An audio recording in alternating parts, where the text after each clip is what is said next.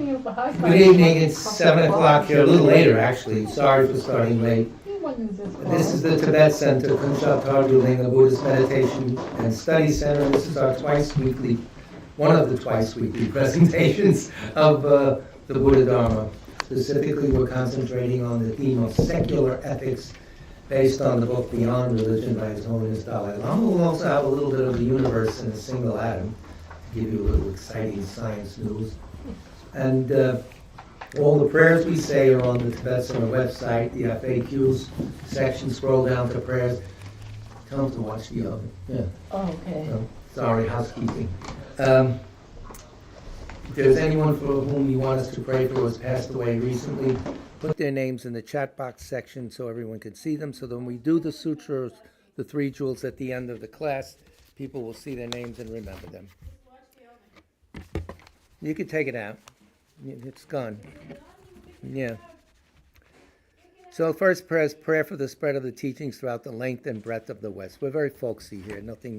No high production standards. By the force of the blessings of the non-fallacious three precious gems, and of the truth of our pure selfless wishes, may the precious Buddhist teachings flourish and spread to the expanse of all areas throughout the length and breadth of the West, for all the people living here together with their near ones, who have engaged in the teachings and have faith and respect for them. May all conditions adverse to their practice of the pure Dharma be dispelled, and an excellent collection of favorable conditions increase like the waxing moon, and especially for those who work on methods to accomplish the flourishing and spreading of the victorious one's teachings, which are the source of benefit and happiness. May they never be oppressed by masses of interference and adverse conditions, and may this spontaneously happen just as we have hoped and wished. The Heart Sutra. Thus have I heard once. The Blessed One was dwelling in the royal domain of the Vulture Peak Mountain, together with a big gathering of great monks and great bodhisattvas. At that time, the Blessed One entered the Samadhi, which examines the Dharmas, called profound illumination, and at the same time, noble Avalokiteshvara, the Bodhisattva Mahasattva, looking at the profound practice of transcendent knowledge, saw the five skandhas and their natural emptiness. Then, through the inspiration of the Buddha, Venerable Shariputra said to Avalokiteshvara, "How should those noble ones learn who wish to follow the profound practice of transcendent knowledge?" And Avalokiteshvara answered, "Venerable Shariputra, whoever wishes to follow the profound practice of transcendent knowledge should look at it like this, seeing the five skandhas and their natural emptiness. Form is empty. Emptiness itself is form. Emptiness is not separate from form. Form is not separate from emptiness. In the same way, feeling, discriminating awareness, compositional factors, and consciousness are empty. Thus, all the dharmas are empty and have no characteristics. They are unborn and unceasing. They are not impure or pure. They neither decrease nor increase. Therefore, since there is emptiness, there is no form, no feeling, no discriminating awareness, no compositional factors, no consciousness, no eye, no ear, no nose, no tongue, no body, no mind, no appearance, no sound, no smell, no taste, no sensation, no objects of mind, no quality of sight, no quality of hearing, no quality of smelling, no quality of tasting, no quality of sensing, no quality of thought, no quality of mind consciousness. There are no nidanas from ignorance to old age and death, nor their wearing out. There is no suffering, no cause of suffering, no ending of suffering, and no path, no wisdom, no attainment, no non-attainment. Therefore, since there is no attainment, the bodhisattvas abide by means of transcendent knowledge, and since there is no obscurity of mind, they have no fear. They transcend falsity and pass beyond the bounds of sorrow. All the Buddhas who dwell in the past, present, and future, by means of transcendent knowledge, fully and clearly awaken to unsurpassed, true, complete enlightenment. Therefore, the mantra of transcendent knowledge, the mantra of deep insight, the unsurpassed mantra, the unequaled mantra, The mantra which calms all suffering should be known as truth, for there is no deception. In transcendent knowledge, the mantra is proclaimed, Tayata Om Gate Gate Para Gate Para Sam Gate Bodhisoha. O Shariputra, this is how a Bodhisattva Mahasattva should learn profound transcendent knowledge. Then the Blessed One arose from that samadhi and praised the Bodhisattva Mahasattva Avalokiteshvara, saying, Good, good, O son of noble family, profound, transcendent knowledge should be practiced just as you have taught, and the Tathagatas will rejoice. When the Blessed One had said, Shariputra and Avalokiteshvara, that whole gathering in the world with its gods, humans, asuras, and Gandharvas, their hearts full of joy, praised the words of the Blessed One. Refuge and Bodhisattva vow is called generating bodhicitta here. And we say these verses 3 times, as usual. With the wish to free all beings, I shall always go for refuge to the Buddha, Dharma, and Sangha until I reach full enlightenment. Inspired by wisdom and compassion, today in the Buddha's presence, I generate the mind intent on full awakening for the benefit of all sentient beings. As long as space endures, as long as sentient beings remain, until then may I too remain to dispel the miseries of the world. With the wish to free all beings, I shall always go for refuge to the Buddha, Dharma, and Sangha until I reach full enlightenment. Inspired by wisdom and compassion, today in the Buddha's presence, I generate the mind intent on full awakening for the benefit of all sentient beings. As long as space endures, as long as sentient beings remain, until then may I too remain to dispel the miseries of the world. With the wish to free all beings, I shall always go for refuge to the Buddha, Dharma, and Sangha until I reach full enlightenment. Inspired by wisdom and compassion, today in the Buddha's presence, I generate the mind intent on full awakening for the benefit of all sentient beings. As long as space endures, as long as sentient beings remain, until then may I too remain to dispel the miseries of the world. So as I did last night, and since you guys didn't tune in, I could get away with it again. Just setting a motivation for why we come here in the first place. You know, what's this purpose? So rather than make up our own little motivation, we'll do this 2-verse prologue from Finding Rest in Nature of the Mind, Longchenpa's trilogy. It's like the Nyingma Lamrim. Longchenpa, maybe you heard of him. Yeah. Homage to Samantabhadra. Samantabhadra could be the ground of reality. It's personified as a deity, but you know, all these concepts get personified for the ease of meditation and for personal rapport. Primordial Lord, vast unbounded ocean of unsounded depth, filled with qualities of wisdom and love, wish-fulfilling wellspring of the Buddhas and their heirs, who sent forth massing clouds of joy and benefit, to you I bow. The spotless Dharmakaya, luminous and clear, is the Buddha nature of all beings. Yet through their ignorance and clinging, they wander in the cycle of existence. In the wilderness of karma and defilement, they stray in weariness. Today, I will bring rest to their exhausted minds. That's the situation of beings who don't know their Buddha nature, such as us, and wander around in our own little problem, our own hell. So a little bit from Universe in a Single Atom, His Holiness Dalai Lama's book, mainly on science, on this and that. We'll talk about cause. Buddhism, everything is cause. You know, one time Alan Wallace related this story. His Holiness was at a presentation at Mind and Life series, I guess. The physicist was making a presentation and saying, we don't know why this particle does that. Seems to have no reason, no cause at all. And His Holiness said, stop. If it had no cause, it would never be there or always there. So things are caused. That's the logic of verifying causality. Causality is the whole show in Buddhism and in life too. So He's going to explain a little bit about how Buddhism understands the concept of causes. You know, I marked the page and then I didn't mark it. So, for instance, well, I'll read his little few remarks and I'll do a little example. Crucial to understanding the Buddhist concept of consciousness and its rejection of the reducibility of mind to matter is its theory of causation. The issue of causality has long been a major focus of philosophical and contemplative analysis in Buddhism.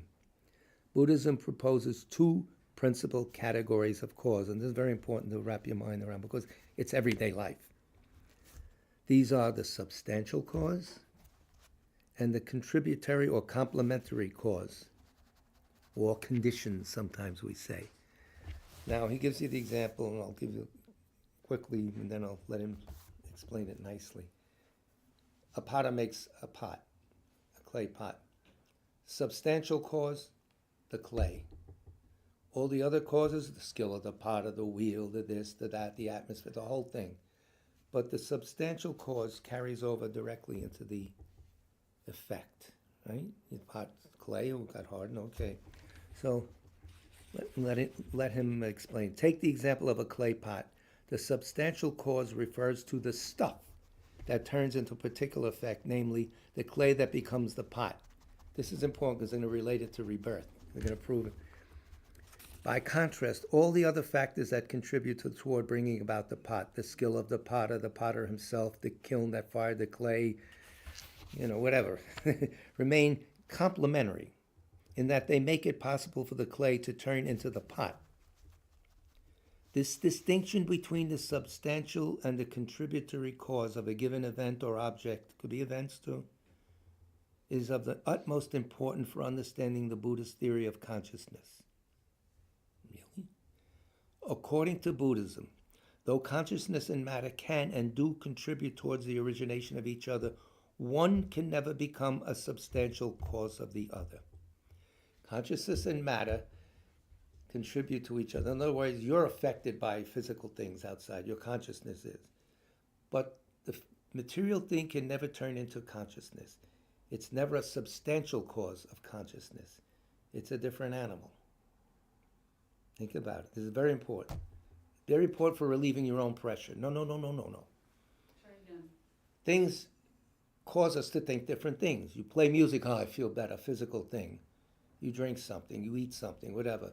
Physical things are changing somewhat your consciousness, but they didn't cause the consciousness. They modified it, they conditioned it.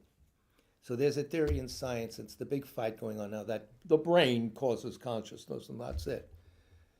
And the Buddhists say, no, it conditions consciousness. Consciousness is this thing that is non-physical, running the whole show, of course, but and differs when it manifests in different bodies.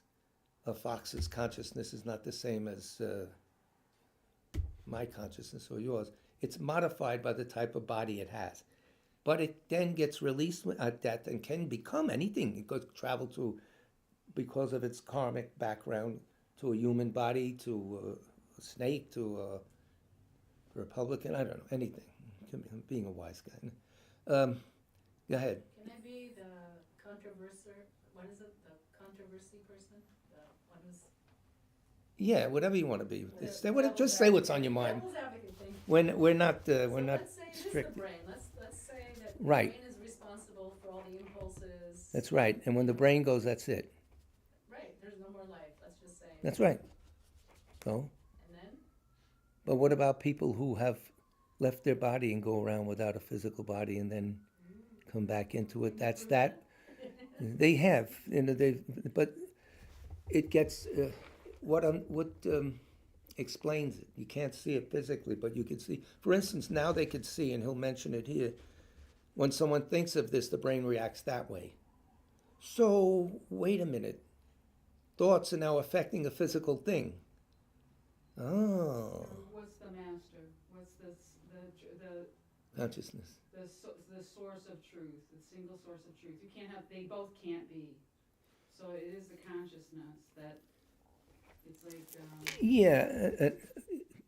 Go ahead. well, So what's the function of the brain then? it's, Brain is to direct the actions of this body that it's in. Another brain directs another body. And the thoughts as well, right? no, No, the thoughts come from your background, your karmic background, your habitual tendencies over many lives. Why is someone very vicious? Why is someone very sweet when they were brought up in the same family? Right?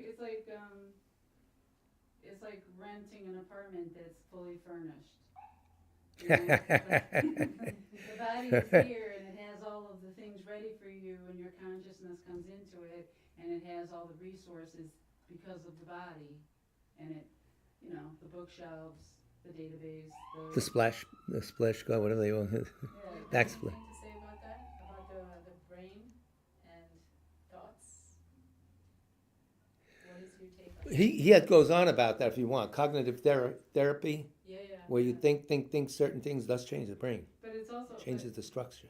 right, and also the fact that is if you get damage to your brain, certain things that had been in a certain area can't be there anymore. Right. And then they've discovered that the brain will compensate. Like it's not fixed. Like things that you used to have to do over here will now be done over here, and maybe that's the consciousness repurposing what's available to it. I'll backtrack to what went on last night because we Okay, covered the sure. prelude to this, where he talks about this. In 2002, I met with a group of scientists at the University of Canberra in Australia on the subject of the unconscious mind. The astrophysicist Paul Davies argued that he could envision how one might formulate a quantum theory of consciousness. I must admit, His Holiness says, that every time a quantum explanation of consciousness is given, I become utterly lost. It is conceivable that quantum physics, with its logic-defying notions of non-locality, the superposition of wave and particle properties, and Heisenberg's uncertainty principle, could offer deeper insights in specific areas of cognitive activity. Still, I can't see how a quantum theory of consciousness will fare better than a cognitive or neurobiological explanation based on the classical understanding of physical processes in the brain. The only difference between the two explanations is the subtlety of the physical basis being correlated to the experience of consciousness. At least in my view, so long as the subjective experience of consciousness cannot be fully accounted for, the explanatory gap between the physical processes that occur in the brain and the process of consciousness will remain as wide as ever. As an example, they could say this person sees this vision and it's blue and all that, but it can't say how it feels for that person personally at that moment. The blue, what does it do to it? Or red color or something. They could, certain gross things they could figure. Neurobiology has had tremendous success in mapping the brain and understanding its component parts. The process is fascinating and its results most interesting. Yet even here, the part of the brain in which consciousness resides, if there is such a place, remains controversial. Some have suggested the cerebellum, some the reticular formations, some the hippocampus. Despite this lack of agreement, there seems to be a broadly shared assumption among neuroscientists that consciousness can be explained in terms of neurobiological processes. Underlining this assumption, and he's calling it an assumption, and he's going to take it down now, is the confidence that all mental states, both cognitions and sensations, can be correlated to processes in the brain. All right? With the invention of new powerful instruments, neuroscience's knowledge of the correlation between various cognitive activities and brain processes has reached truly astonishing levels.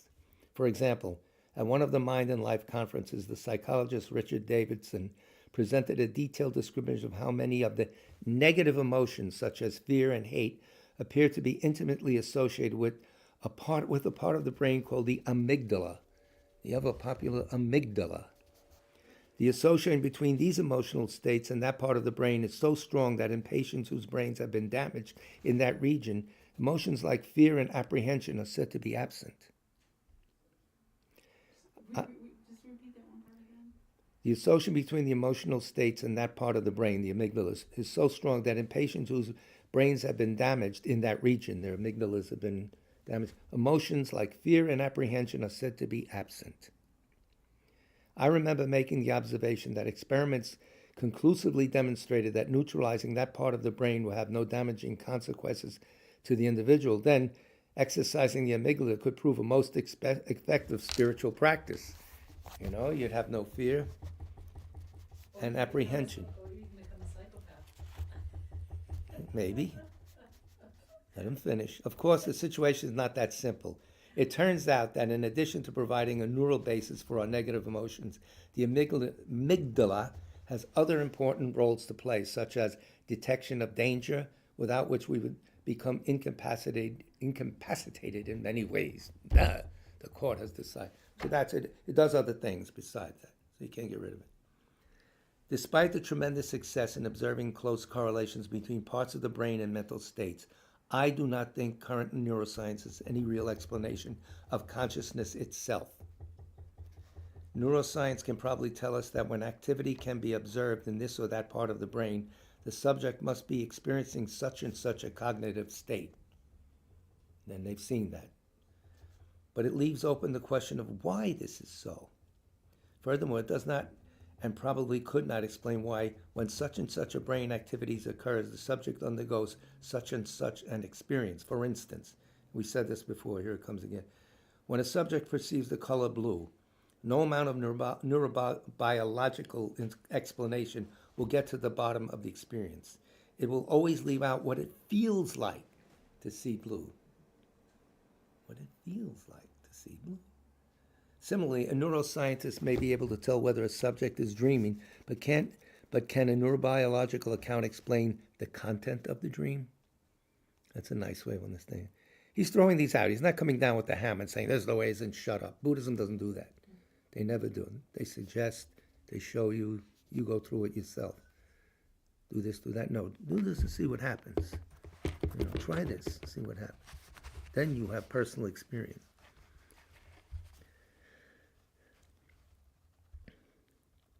Let's see. A distinction can be made between this as a methodological suggestion, the metaphysical assumption. Metaphysical assumption, the word assumption is key here, that mind is no more than a function of, or emergent property of matter. Well, can it be? Substantial cause has to be going, so. But he's going to get to that, and you get a little Dharmakirti sprinkled in, so you don't have to read that fat book. You can just get the essence of it. I like that. And no more than emergent property. But assuming mind is reducible to matter leaves a huge explanatory gap. How do we explain the emergence of consciousness? What marks transition from non-sentient to sentient beings? A model of increasing complexity based on evolution through natural selection is simply a descriptive hypothesis, a kind of euphemism for, quote, mystery, and not a satisfactory explanation. He doesn't go along with evolutionary from plant to consciousness. He doesn't do that. He hasn't, because it's not proved logically. So what is his definition, the difference between mind and consciousness? So there's brain, and there's mind, and there's consciousness. So. I don't know if mind and consciousness are different. I think they mean this because they're using words like sem and, lo and yi. It's strange. That's where we get in a problem. Right, so when he was saying, he switched to saying mind, you are saying that he meant consciousness. I think so, but I'm not sure. So you have to read it yourself and see what you think and come back and tell us. That's the Nikki style. He throws everything back on. So you'd have to do it. Crucial to understanding Buddhist concept of consciousness, and we went to this, and the reducibility of mind to matter is its theory of causation. So the final conclusion is a material thing can cause another material thing. A consciousness can cause another moment of consciousness. It cannot cause a house or something material. They say there are these yogis that manifest these things. Are they the real thing or appearances to people's minds that they're controlling? I don't know. But he continues on this theme. According to Buddhism, though consciousness and matter can and do contribute towards the origination of each other, one can never become a substantial cause of the other. It can alter it. Physical things, matter can alter. A drug can alter the consciousness. It's a physical thing. right? well, But it he's saying can't both turn ways. into So he's consciousness. saying it both ways. Consciousness cannot become a brain, and a brain cannot become consciousness. That's right, I would say, because brain is material. So, Well, here's another explanation. so two separate things. Here's how they put that to work. Maybe it'll make it clearer. In fact, it is on this premise that Buddhist thinkers like Dharmakirti, who's the big logic guy, have rationally argued for the tenability of the theory of rebirth. Well, Dharmakirti's argument can be formulated as follows. The consciousness of the newborn infant comes about from a preceding instance of cognition, preceding instance of consciousness, which is an instance of consciousness just like the present moment of consciousness, materially the same. The clay becomes part of the product, it passes into the effect. The issue revolves around the argument that the various instances of consciousness we experience come into being because of the presence of preceding instances of consciousness. And since matter and consciousness have totally different natures, right? Natures. The first moment of consciousness of the new being must be preceded by its substantial cause, which must be a moment of consciousness. Say that again. I'll say it many times. It's very important. This is the whole show.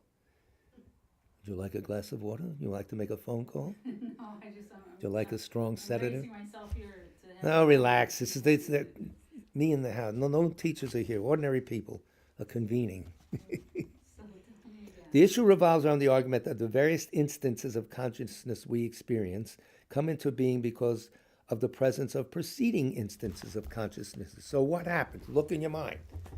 This, and then I thought of that, then I thought of, no. So I thought, But what about boom, with boom. birth? Well, that's what he's saying.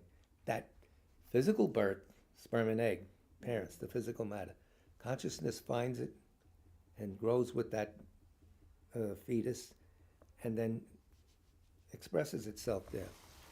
It enters, and this is what makes abortion. It had a previous. It had a previous moment, and that's how you direct your birth karmically, etc., and so forth. May I do this for the benefit of beings, etc. So, May I find the right place. so I will say that my experience of giving birth. Yeah, no, we want to hear it. That's the No. purpose. My experience of giving birth to my daughter was so surprising to me because. You didn't know? You're pregnant? Woo, no. Hey, that was getting weight. She had what I would call a fully formed consciousness. Oh, yes. Her consciousness In the womb they have it. exceeded her physical body. And even, right, okay, so this is a little fanciful, but when I was going for my sonograms, they would show her, and she was like swimming around. Yeah. And she came up, and she looked right at the camera, and she went like that. There was a video of her looking. There's intelligence there. There's knowledge there. Some of the lamas recite mantras in the womb. Well, They can hear. and then when she was born, she was saying words we never taught her. Like what? Well, she was speaking full sentences by the time she was 14 months. 16 months. She forgot now, but it's all been downhill since then. That's so mean to say, but no, it's a joke. We're having a good time here. When I took her she was going to the seminary and the daycare at the seminary on 18th Street in Manhattan, and they couldn't believe it. They said they had never seen a 16-month-old. On the west side? Yeah, 18th and 8th or 9th or something. Yeah, there's that whole big thing. It was called My Secret Garden. It was really. Yeah. And they were amazed. They couldn't believe it. It's like Mozart when he could compose. Right, that's the one ritual. How they have this talent. Yes, they've had it from before. These instincts. Yes. And I never would have believed it. I was completely inexperienced. I wasn't one of those people who was around babies all the time or anything. Well, most like people that. aren't in this. So Tibetans with these lamas that are reborn, they pick out right away the characteristics, etc. And a little kid like Ling Rinpoche saw this holiness and started crying. That's it. And His Holiness that pointed out Sarah Lama, the guys that were disguised, looking for him. That came to his house. Wow. kid opens up, Sarah Lama. You remember it. It is pretty, when you see it, it's pretty amazing. If my life hadn't been so chaotic and crazy, I would have that's why you focused on came it here. more. Exactly. No. Now you can, because now there's a No, whole but now I period. don't have the opportunity. Now I'm Yeah, not with- that's right. You had to bring her up. You had to feed her and everything. Yeah. With all this brain power, she couldn't eat, couldn't drive a car. No, yeah, I mean that's the point. How important the mother is, and how a big service. That's the biggest service you can give. But it changed You're the a way mom. I thought, because being Americanized or Westernized or Christianized or whatever, the idea of reincarnation was folly. Like you could never think Well, the of Catholic Church thinks you're reincarnated. You die, you go to heaven or hell. You're going somewhere. it. Yeah, but You're you not don't- obliterated. But you don't come back. You don't come back. It's not. Yeah. Karl Orban said they don't tell the full story. So, These religions were spoken of by beings that are empowered by the Buddhas because that's what people could handle at that point, and at least structure their minds for bigger things. Everything here is long term. You have to have big, expansive minds about our future. yeah, in a sense, right, Christianity, your good behavior is rewarded with a better Yeah, next thing, right. but it's one chance. One chance they say because people would never believe. Oh, you come back with. You could- Buddha let you said try this. 15 times or something. The reason why we study Lam Rim, a greater thing, because if you went in the library and started grabbing this sutra, that sutra, you could go crazy because sometimes he said this, then he said that. It was what the crowd could hold and what they can handle at that level of their spiritual development. So to keep away all that confusion, all the major sects have a staged path of spiritual progress. Lam Rim, Lam Dre, Longchenpa's trilogy. What's the other one? The Kagyus have jewel ornament. So they all present this, and this first, so you don't get confused. And they'll bring in a certain sutra Really? at a Because I certain get point. so confused. We all do because we're not great scholars or anything. We come here and we eat and we fool around. But that's fine too. You know, at least we're in a fooling around in a nice place. So, seriously. So he continues now. So he said the consciousness of the newborn infant comes about from a preceding instance of cognition. And sometimes people remember. Sometimes little children will point out, that's my house, that's this or that's that. And that's documented in secular books. Life Before Life I have in the back of the car. It's still sitting there. Somebody borrowed it back. But that's non-Buddhist reporters just reporting on. There's a lot of data on this. But better is this theory that how that happens. It has to be a substantial cause similar to the substantiality of the effect. It can't be something whose nature is different, they say. So you have to, this is stuff you chew on and you think about, but not go crazy, occasionally. The consciousness of the newborn infant comes about from a preceding instant of cognition, which is an instance of consciousness, just like the present moment of consciousness from the preceding life, ladies and gentlemen. All right. The issue revolves around the argument that the various instances of consciousness we experience come into being because of the presence of preceding instances of consciousnesses. We said this before. And since matter and consciousnesses have totally different natures, the first moment of consciousness of a new being must be preceded by its substantial cause, which must be a moment of consciousness. Clay pot must be preceded by clay. That's it. Lower your voice, please. Okay, sorry. In this way, the existence of a previous life is affirmed. Some other Buddhist thinkers, like Baba Viveka in the 6th century, have tried to argue for pre-existence on the basis of habitual instincts, but that's still instincts riding on the conscious stream, on the mental continuum, such as the newborn calf's instinctive knowledge of where to find its mother's teats and how to suck milk. These thinkers make the case that without assuming a form of pre-existence, the phenomenon of innate knowledge cannot be coherently explained. They didn't go deeply into substantial, but they just said there's got to be something. There's a lot of things that get thrown around, and especially with... That is really interesting. That, Yes, it is interesting. The example you just gave, because, what do they just call it? Innate. Inherent, innate. You've got to use careful the word inherent in Buddhism. You can't use it. Right. It's verboten. It carries a philosophical meaning. But when I just remember being in school and asking the question, like, how did that little animal know to do X, Y, Z? Yeah. And they say it's their nature, Yeah. as if What does the every word little nature mean? cow had the same nature. Like it's the nature of a cow to do that. Not that it was a It, consciousness that entered that cow that, they all have consciousness. Every being has, and every being, by the way, well, has that's what I'm trying to say, even is that if they Buddha don't, nature. right, I would agree with that now, but in school, when I was young, Yeah. and I would ask, why does an animal act as it does? They would say that's its nature, meaning they all Yeah. act the same way. The Tibetans say the same thing, and they say about unruly kids, relax. That's the kid's nature, to jump around and scream in them. That's its nature. Don't get excited about that. So then what would you attribute that to? Is that a consciousness or is Of that course, something else? everything they do is habits imprinted on that stream of mind that goes way back. Also, the nature can be different. When you take a cat, I had when my kittens were born, there was one. A cat's different from other cats, you mean? Yeah, no, Yeah. the mother. So I had 4 kittens. I didn't. You, but no, my- the cat had. That's so interesting. And Breaking one news. of the cats was very, very aggressive. The kittens. I mean, he was always like sucking on the mother's tits and pushing all the other cats away. Right, the kittens you can away. observe that. And the other one was more shy.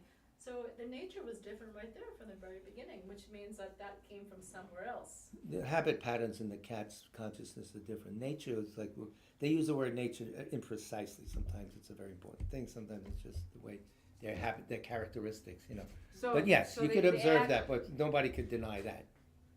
The act of sucking on the tit is nature and the aggression is consciousness. No, both.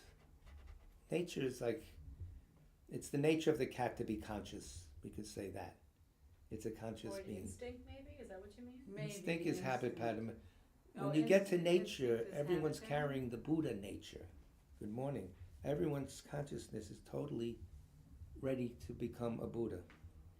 Because there's knowing, there's cognition. Well, it's funny, There's- we're back to that. there's how people use awareness. words. Yeah, I know, the word Call it- battle is call going it on the and on. Buddha instinct.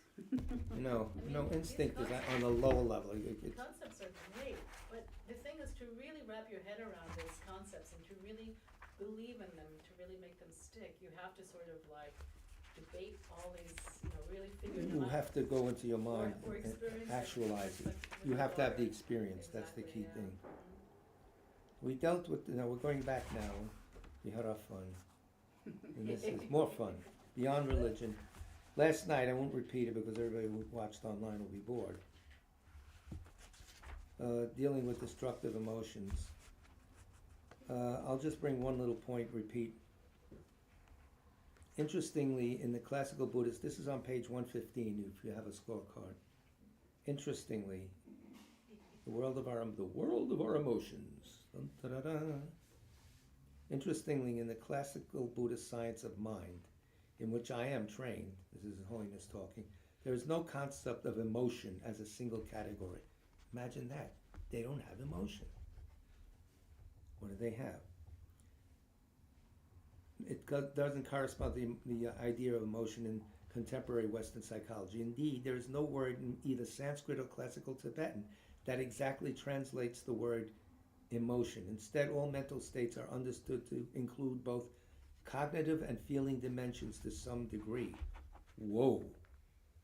Maybe we're not seeing this because they're saying that all our mental states contain both cognitive and feeling dimensions simultaneously to some degree. And now you get the 5 omnipresent factors, which is another topic in Buddhism that people like Mark go to school in India and write down the words. You have to. Or you read on your own. You have to get a little structure. They're saying 5 omnipresent factors, which feeling is one. The other 4, so in every instance of mind that we have, there are 5 omnipresent factors. Feeling, dun, dun, dun, dun. Discrimination, volition or wishing, attention, and contact. We can go over this in a class. Jeffrey Hopkins' meditation on emptiness has a nice breakout. All the Buddhist explanations, and Nalam Rim has it, the 5 omnipresent mental factors to some degree. How sensitive you are to your mind stream will reveal these things. Can you repeat them one more time? Yes. I should have memorized them, but I keep forgetting. Feeling, he has it in his order, I have it in my discrimination, volition, attention, and contact. Okay, feeling. Feeling, We'll do a whole class on this next time. We'll get Jeffrey Hopkins' book. It's better there. That's important because it's going on in your mind all the time. You might as well be friendly with it.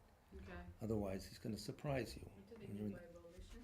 wishing. Oh, Oh, I want to grab that. There's always elements of this. It's very subtle. It's not announcing of I feel like shit. No, it's feeling tones. He'll explain that right now. A very good explanation he gives you. Because the common phrase is of your own volition, Your own wish, yeah. of your own choosing to do something. So even a cognitive mental process, as simple as counting from 1 to 10, is regarded as having some kind of feeling or feeling tone, which naturally is related to context. Yeah, which is feeling or feeling tone. Maybe that's why kids count to feel better sometimes, or A, B, C, D, things like that. There's a feeling tone, he says. These are subtle things. They don't announce themselves, marching across the room. For me, I wish they did, but they don't. There are also various ways of categorizing our emotional states. For example, in contemporary psychology, the main distinction is often drawn between the emotional states which, on one hand, are pleasurable or joyful and are described as positive, and those which, on the other hand, are unpleasant or painful and described as negative. This I said last night, so if everybody's bored, it's good to go over it again. I'm sorry, but people here are interested. And those who show up have priority. In classical Buddhist psychology, however, they think long run. Here's a good insight into Buddhism. He's giving us a whole story very nicely.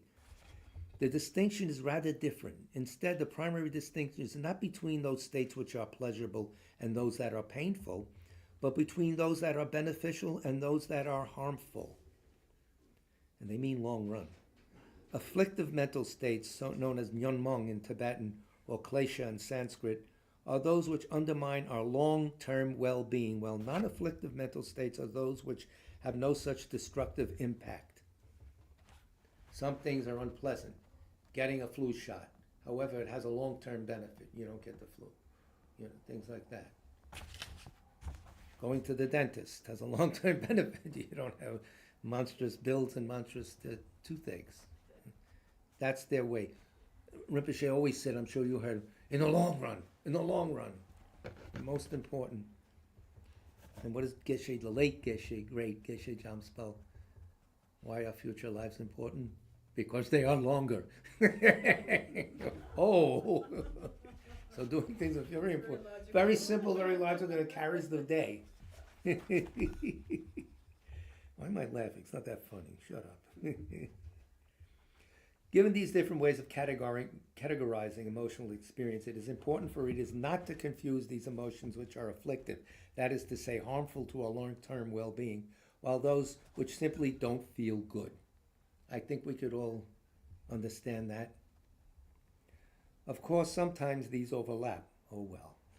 Feelings of hatred, for example, are both destructive and unpleasant to experience, but there can also be experiences which may not be pleasant but can nevertheless be beneficial, in the same way that there can be feelings that are pleasant which nevertheless can be destructive.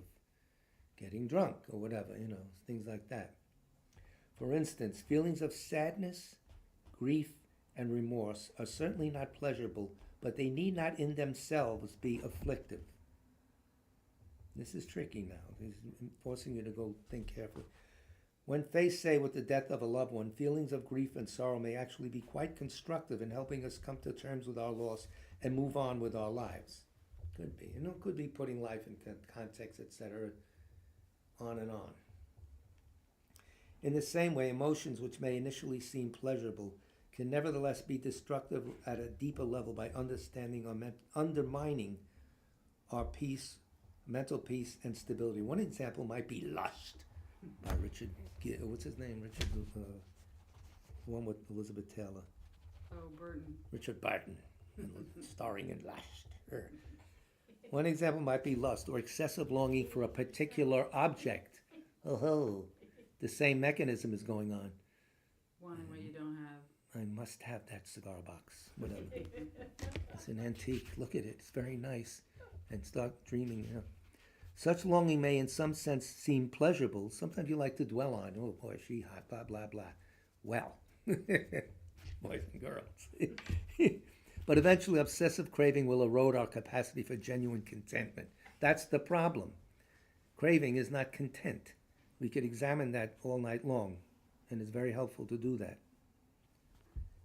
And undermine our mental equilibrium, and therefore should be considered destructive. In the context of secular ethics, this distinction between those mental states which undermine well-being, our own and that of others, and those which promote survival and well-being can be very useful, since it is directly relevant to our pursuit of happiness and an ethically sound way of life. Given that people come from many different backgrounds and cultures, which states are to be considered destructive and which are to be considered beneficial, may vary in particular cases. Generally speaking, we can define destructive emotion as those which undermine our well-being by creating inner turmoil, thereby undermining self-control and depriving us of mental freedom, and amen to that. You don't want to be a slave to your mind. It's always with you. Get it out of that apartment now, these afflictions. The other day, I heard a Geshe say that we definitely want to help all sentient beings, as Buddha did, as that little quote said, I will bring them. You can't do that carrying around an afflictive mind. Can't do it effectively. We do it now as best as we could. But the best way is to clean house. And then you really do it effortlessly. So that's why we come to these The way places. to do that is to realize emptiness. Of course, but not everybody can do, but at least to realize emptiness, you have to prep the mind. That's why there's these preparations. First of all, ethics. Why ethics? Because without ethics, you can't concentrate. The mind is here, so you're trained. Why concentration? Because without concentrating for a long time on these ideas, you're not going to break through. Right. You have to have the kind, clear, calm, abiding mind that's joyful in itself. Doesn't get tired. Hovers on the idea, sees connections and all that, all while sitting calmly. That's why it's not instant. You know, oh no, he blew us away. He told us, stop it. Whenever you hear people with the, I saw God, that's the same thing with drug experience. They're relating to enough. Sasufi, as they say. All right. So he's giving you now how context makes a difference. Generally speaking, which undermine inner turmoil, etc. Within this, it's possible to distinguish between two subcategories. Those emotional states that are destructive in themselves, such as greed, hatred, or malice. And those states such as attachment, anger, or fear, which only become destructive when their intensity is disproportionate to the situation in which they arise. And he will scope that whole thing out later. Yeah, I don't know, we have time tonight. No, we don't, but a little. From a biological perspective, anybody who wants to comment, just do so. I mean, this is a discussion. All our basic emotions evidently have evolutionary purposes. For example, attachment helps us bring us together and create bonds. Anger helps us repel forces that are detrimental to our survival and well-being.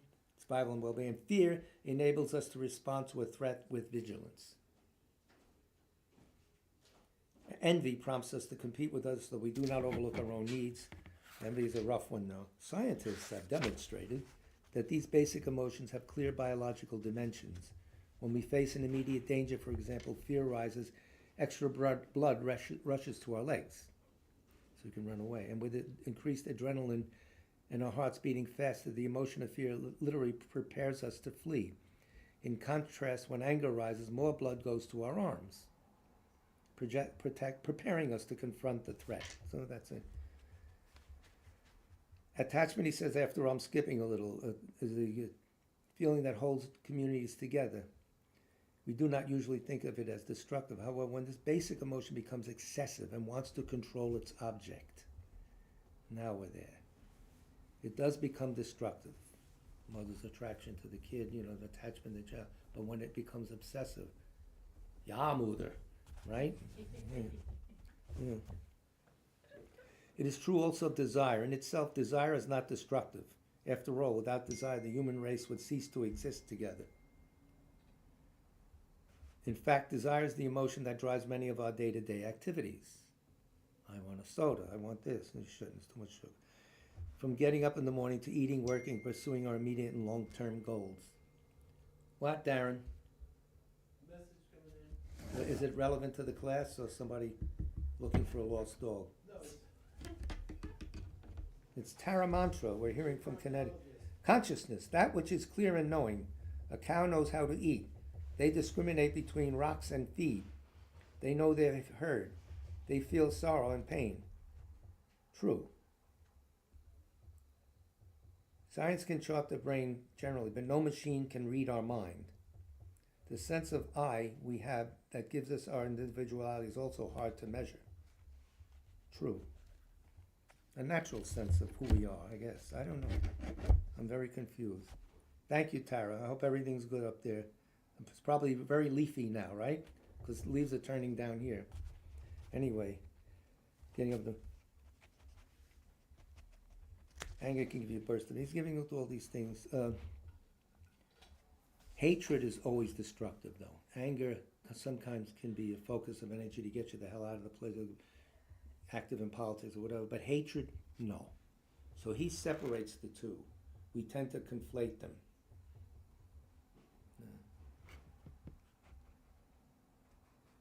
Like anger, fear is not destructive in every situation. We discussed that already with him. Therefore, we have to discriminate between reasonable fear and unreasonable fear.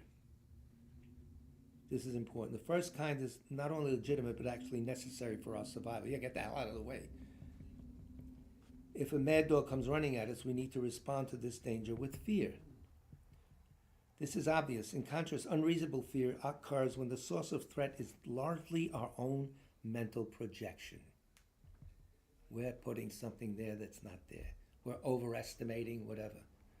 So I think we could all understand that. That makes sense.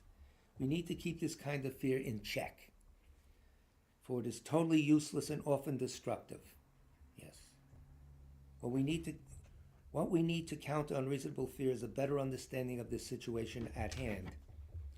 This dual aspect of emotion, that all of them have destructive and non-destructive sides, can also be seen in other mental states such as doubt, shame, grief, competitiveness, and even our sense of ego itself.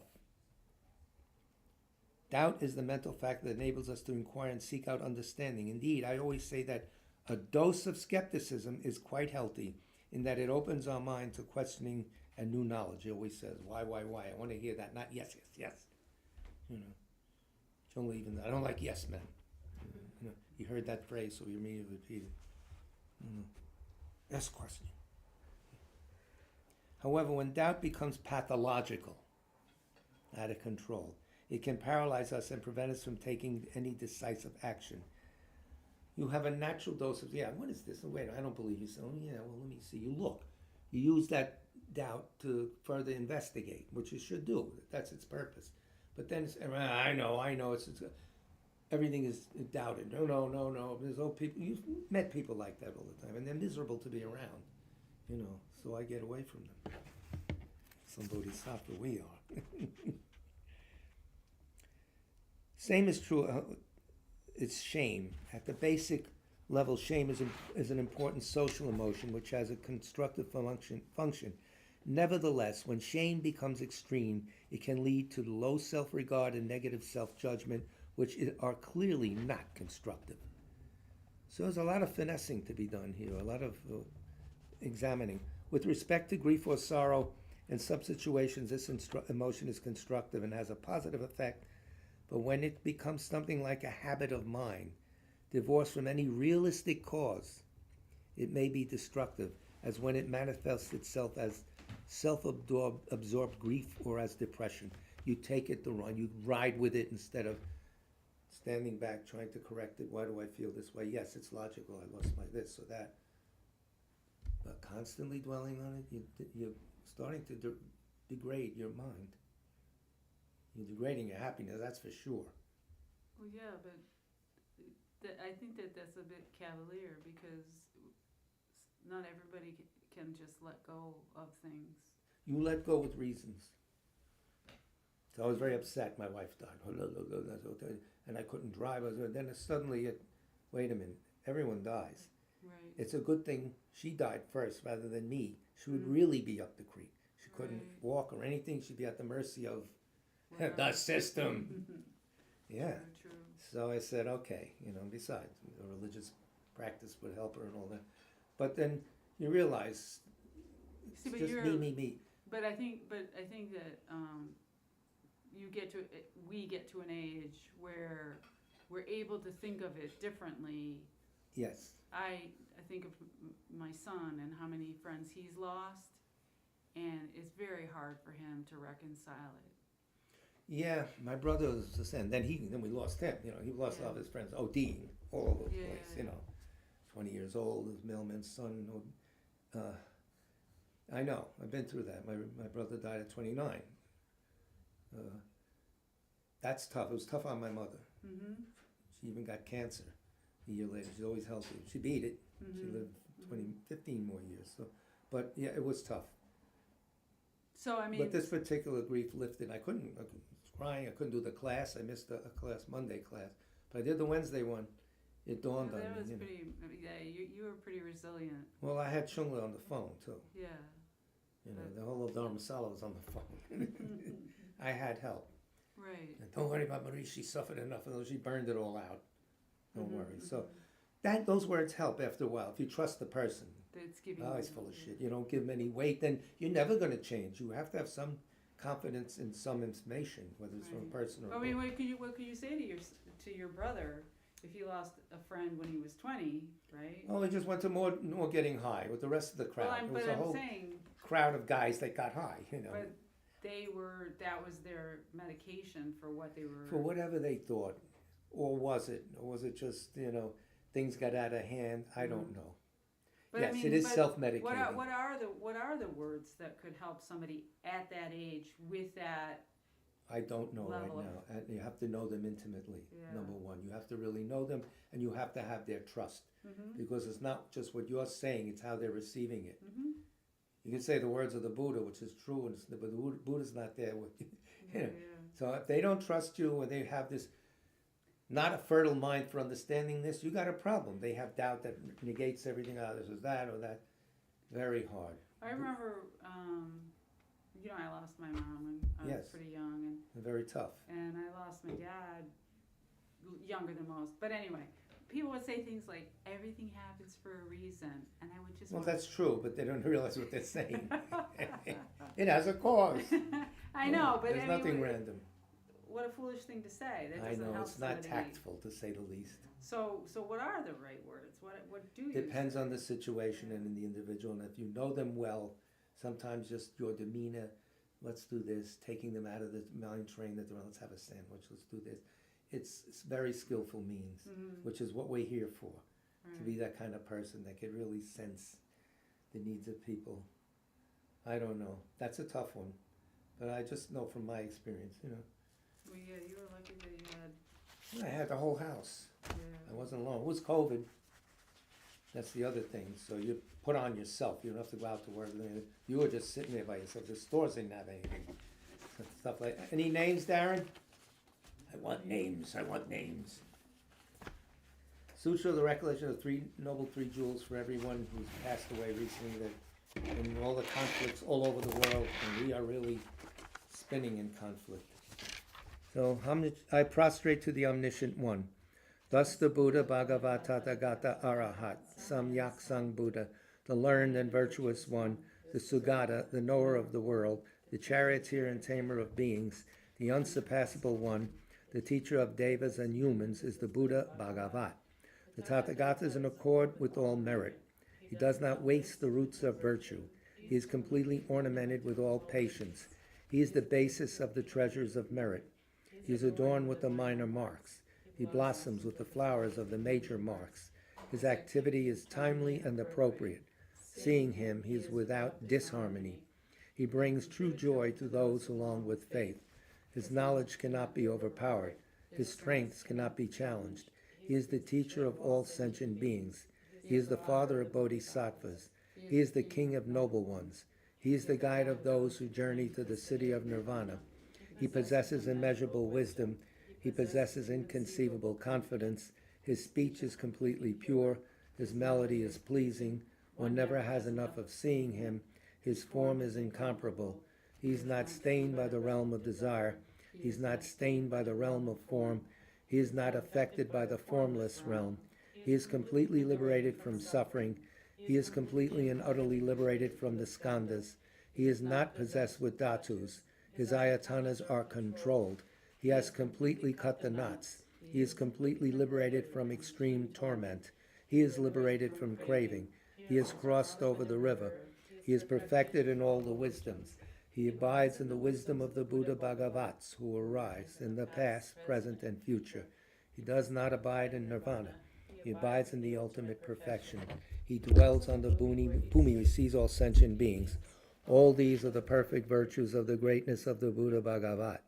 The holy Dharma is good at the beginning, good in the middle, and good at the end. Its meaning is excellent.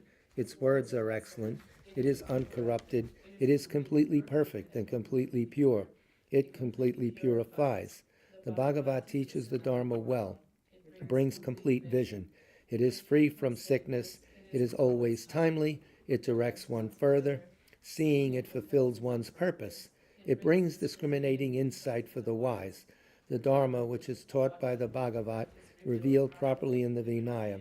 It is renunciation. It causes one to arrive at perfect enlightenment. It is without contradiction. It is pithy. It is trustworthy and puts an end to the journey. As for the Sangha of the great jnana, they enter completely. They enter insightfully. They enter straightforwardly. They enter harmoniously. They are worthy of veneration with joined palms. They are worthy of receiving prostration. They are a field of glorious merit. They are completely capable of receiving all gifts. They are an object of generosity. They are a great object, complete generosity. The protector who possesses great kindness, the omniscient teacher, the basis of oceans of merit and virtue, I prostrate to the Tathagata. Pure, the cause of freedom from passion, virtuous, liberating from the lower realms. This alone is the supreme, ultimate truth. I prostrate to the Dharma, which is peace. Having been liberated, they show the path to liberation. They are fully dedicated to the disciplines. They are a holy field of merit and possess virtue. I prostrate to the Sangha. I prostrate to the Buddha, the leader. I prostrate to the Dharma, the protector. I prostrate to the Sangha, the community. I prostrate respectfully and always to these three.